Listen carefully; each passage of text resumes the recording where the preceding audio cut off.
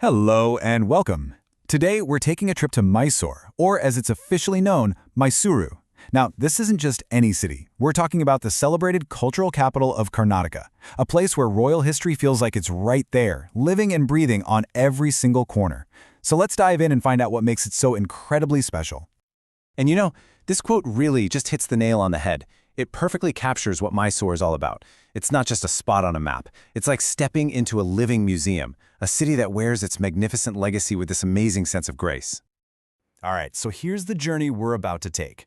First, we'll dig into why it's called the cultural capital. Then, we'll jump back in time to meet the kings and sultans who shaped it. Of course, we have to marvel at the absolutely breathtaking Mysore Palace. After that, we'll awaken our senses with the city's unique flavors and scents, and we'll wrap it all up with a super handy guide to help you plan your own trip. So, what's in a name? Well, for Mysore, it turns out quite a lot. Beyond its official name, Mysuru, the city has all these wonderful nicknames: Heritage City, City of Palaces, and even Sandalwood City. Each one tells you a little piece of its grand story. Now, this is really cool. The story behind the name itself is pretty epic. Legend has it that a demon king named Mahishasura once ruled this land. He was eventually defeated by the goddess Chamundi, and where did this happen? On the very hills that now overlook the city and are named after her, the Chamundi Hills. So the city's name is basically a permanent tribute to its divine protector. So, from divine protectors, let's turn to the powerful mortal rulers. Mysore's history is this incredible saga of ambition, power, and legacy. Its story was really forged by kings and sultans, including one dynasty that ruled for nearly 600 years, and a very formidable father-son duo who briefly took control.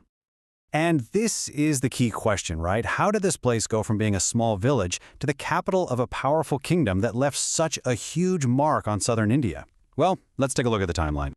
Man, this timeline really shows the city's political roller coaster. It all kicked off with the Wadiyar dynasty. But the kingdom's power really hit its peak under Hyder Ali and his son Tipu Sultan. After they were defeated by the British, the Wadiyars were put back in power. The capital even moved to Bengaluru for a while, but its return in 1881 really cemented Mysore's importance all the way until it joined modern India in 1947. But in that long history, some rulers just stand out. And Krishna Raja Wadiyar IV is often called the architect of modern Mysore, for good reason. His time was a golden era of progress, and get this, in an incredible act of dedication, he even pledged his own family's jewels to help fund the Krishna Raja Sagara Dam, just to make sure his people had clean drinking water. Amazing. And of course, you absolutely cannot talk about Mysore's royalty without talking about its crown jewel, the Mysore Palace, which we all know and love as the Mysore Palace. It is truly the heart and soul of the city's heritage. And just to give you a sense of the sheer scale of this place, just look at this number. Nearly 100,000 light bulbs. That's how many it takes to light up the palace on Sunday evenings and holidays. It is a jaw-dropping spectacle that literally turns the palace into something straight out of a fairy tale. But the incredible palace we see today actually rose from the ashes. Quite literally. The original building was wood, and back in 1897, during a royal wedding, it tragically burned to the ground. So a new, much grander palace was commissioned, and the result is the magnificent Indo-Saracenic masterpiece we get to visit today. But Mysore's magic goes way beyond its palace walls. Let's step out into the streets and explore the living, breathing culture of the city. It's a true feast for the senses, from its famous sweets to its fragrant, bustling markets. The name Mysore itself has become a mark of quality. Just think about it. The legendary melt-in-your-mouth sweet Mysore pak, the crispy, delicious Mysore dosa, the luxurious feel of a Mysore silk sari, and that unmistakable, amazing aroma of Mysore sandalwood. These aren't just products, they're cultural icons. And the story behind Mysore pak is just fantastic. It wasn't some ancient recipe passed down through generations. It was actually an experiment. A royal chef was asked by the Maharaja to whip up a new, unique sweet, and this rich, ghee-soaked delicacy was what he came up with. A happy accident, you could say. Now, the city's markets are show all on their own. You step into the Devaraja market and you're hit with this sensory explosion. Huge piles of vibrant flower garlands, pyramids of colorful powders, and the amazing smell of spices. Then, just a little walk away, you find the banana market, an entire street dedicated to just one fruit, It's a fascinating look into some seriously intense and specialized local commerce. Okay, so if all this has you thinking, I need to see Mysore for myself, then this last section is for you. We've got all the practical info you'll need to plan your trip. Let's get down to the practical stuff. Getting to Mysore is pretty simple. It's well connected by road and rail, especially from the big hub of Bengaluru nearby.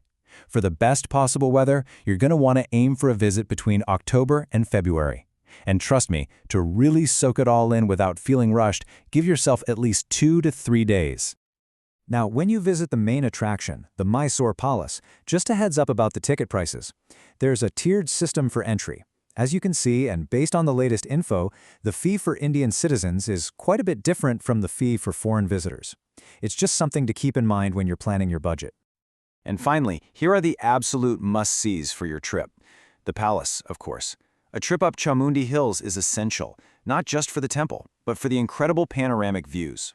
The Mysore Zoo is one of the oldest in India, and it's fantastic. For a touch of European architecture, you can't miss the stunning St. Philomena's Cathedral. Then round it all out with the colorful Devaraja Market and the famous musical fountains at the Brindavan Gardens nearby. And that brings us to the end. We're left with this really interesting question. Is Mysore just a perfectly preserved relic, a beautiful piece of the past? Or, with its booming IT industry and its reputation as one of India's cleanest and most livable cities, is it also giving us a glimpse into India's future? You know, maybe the real answer is that it's brilliantly and uniquely both. Thanks for joining me today.